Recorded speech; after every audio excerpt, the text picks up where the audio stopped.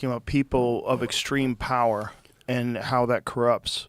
When the $50 million lawsuit against Shannon Sharpe hit, Joe Rogan didn't waste a second. He jumped right on air, eyes narrowed, voice low, ready to tackle every detail head on. Rogan's podcast instantly became ground zero for breaking down the real fallout. No sugarcoating, no holding back. Rogan got right to the point. ESPN had brought Sharpe in hoping for big numbers and bigger debates. But no one at the network expected to see Sharpe's name next to words like lawsuit and accusations plastered everywhere. Brian Simpson, one of Rogan's closest friends and fellow comedians, joined the stream. At first, he tried to lighten the mood, joking that Sharpe might have to trade in his famous designer suits for a jumpsuit in court. But laughter faded fast as reality set in. Rogan reminded everyone, cases like this don't come out of nowhere. They build up over months and years. They leave a trail, texts, emails, phone records, and people ready to testify.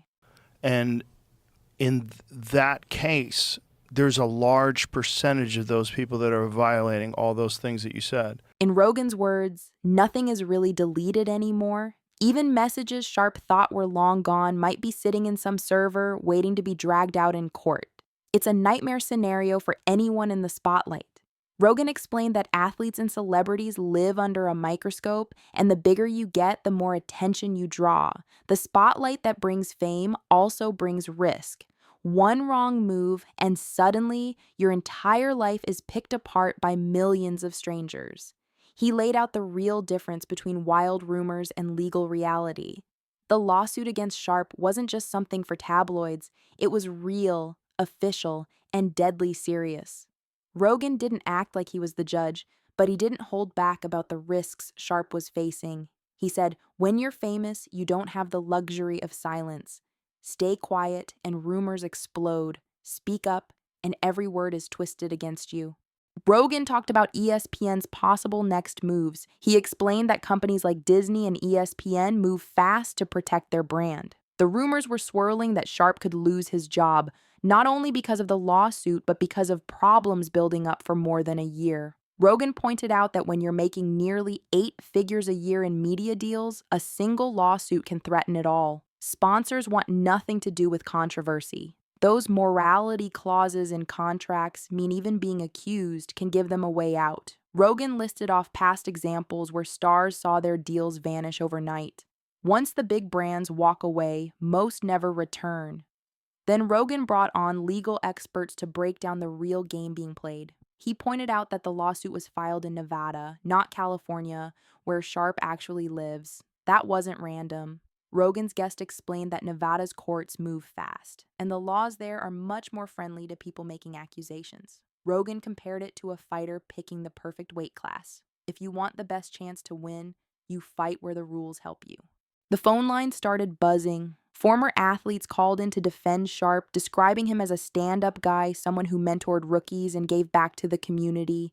But then a college sports psychologist joined, warning that fame can sometimes hide deeper problems. Rogan listened, but stayed on message. A strong story isn't the same as solid proof. Feelings matter, but facts win in court. A couple hours into the stream, Rogan switched gears and talked money. He spelled out exactly how much Sharpe stands to lose: ESPN contracts, podcast sponsorships, and endorsements.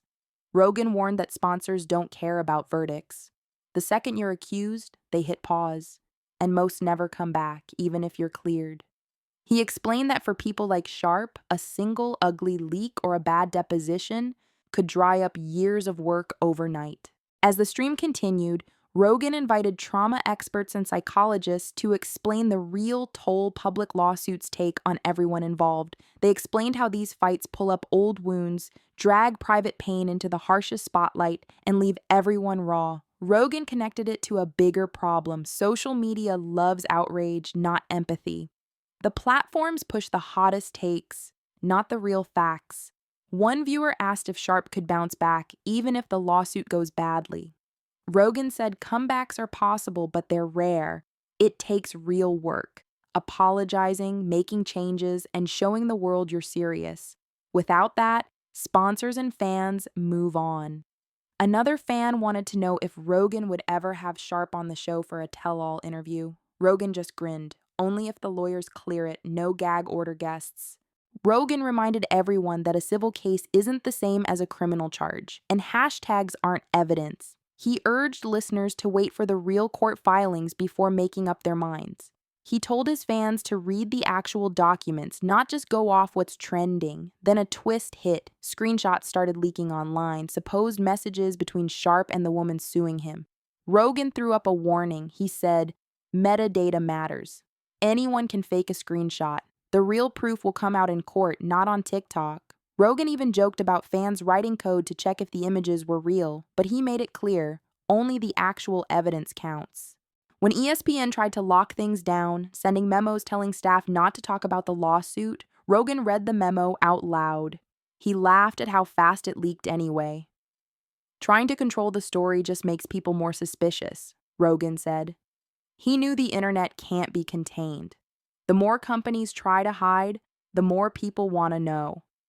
By the end of the week, Rogan's show was everywhere. Every corner of the internet was talking about Shannon Sharpe, the lawsuit, and Rogan's take on it all. People broke down every clip, every word, even Sharpe's body language on TV. Some were looking for guilt, others for innocence, but everyone was glued to the drama. The plaintiff's lawyer, Tony Busby, held a press conference outside the courthouse, promising more evidence. Rogan streamed it live, pausing every few minutes to check what the lawyer said against the real court documents. Rogan said, "Lawyers always hype their case, but only the facts will count in the end." Sharpe's legal team struck back, filing a motion to dismiss the case, saying the claims were too vague. Rogan brought on a constitutional law expert who explained the legal chess match. "Judges don't usually toss cases at the start," he explained. "They let both sides fix their paperwork and keep fighting. It's a marathon, not a sprint." Rogan made sure everyone understood. This wasn't going away in one move. It could drag on for months, maybe years. Rogan then focused on the mental and emotional pressure these cases put on everyone. He described it as digital spectatorship, the way people treat real lawsuits like binge-worthy TV dramas. He said it's easy to forget the pain behind the headlines. "Empathy matters," Rogan said. "These are real people, not just content for clicks." A surprise move came from Sharpe's team. They released police body cam footage showing the plaintiff being calm and friendly with Sharpe just days after one of the supposed incidents. The internet went wild, and live polls showed public opinion swinging in Sharpe's favor. Rogan reminded his fans that a single video doesn't prove everything. "Abuse cases are complicated," he said. "One chill moment doesn't erase everything else." With court deadlines coming up, Rogan explained how settlements often happen. Going to trial is expensive, public, and messy. Settlements are faster and cleaner, but they're controversial. Some people see them as hush money, others see them as a way to avoid a broken system. Rogan gave examples from the past, famous athletes who made secret deals and walked away, but never fully cleared their names.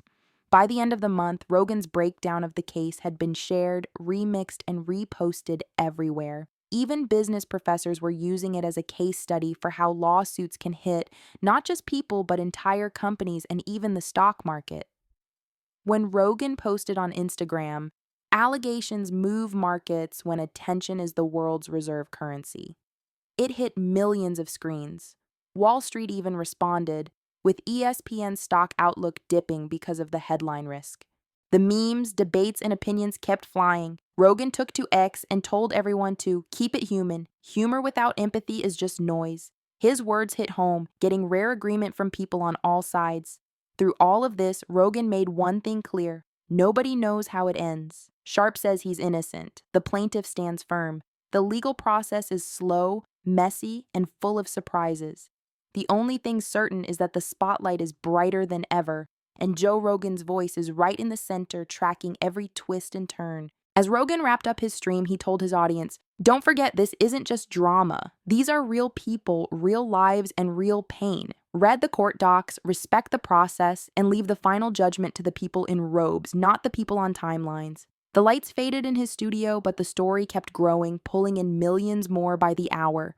Rogan's take had become part of the case itself, a new chapter in how media, money, and sports collide in the digital age. And just before signing off, Rogan added one last thought for everyone watching: stay skeptical, stay human, And remember, there's always another chapter coming. The outro music played, the feed went dark, but the ripple effects were just getting started.